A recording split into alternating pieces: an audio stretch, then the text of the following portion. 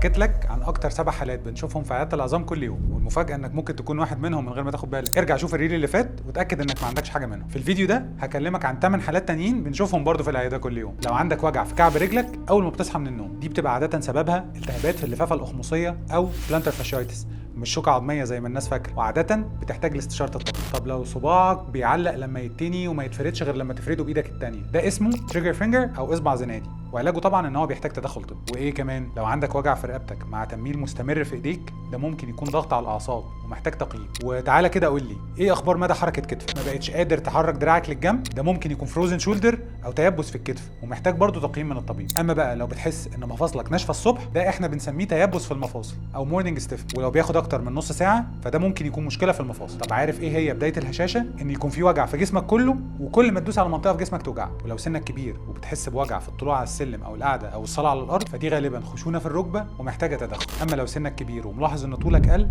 فدي من اهم علامات هشاشه العظام. وال15 حاله دول من اكتر الحاجات اللي بنشوفها في العياده طول الوقت. ولو لقيت نفسك بتعاني من اي واحده فيهم، تاكد ان جسمك مش بيبالغ، جسمك بيطلب المساعده، واحنا هنا عشان نساعدك تبدا تتحرك من غير وجع. احجز استشارتك ودمت دايما في حركه وصحه.